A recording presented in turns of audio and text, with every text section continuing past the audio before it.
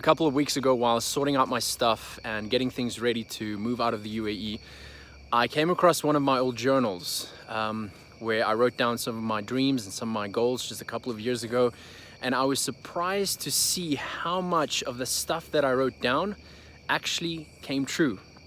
And it's so interesting, you know, you almost get to glance into an older version of yourself.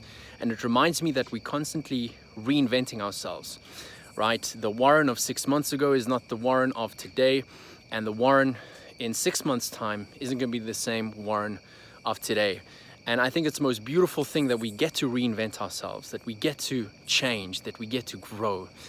And it also reminds me something that Tony Robbins says. He said, what we write, we invite. As we start thinking, as we start speaking, and as we start writing these words down, we offset this creative power that begins working in our lives. And so I want to challenge you for the next week.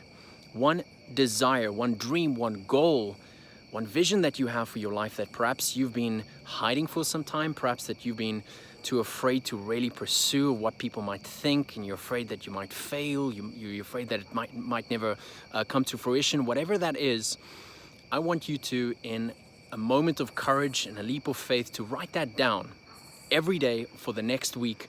I challenge you, and just see what happens. That's it for today. See you next time.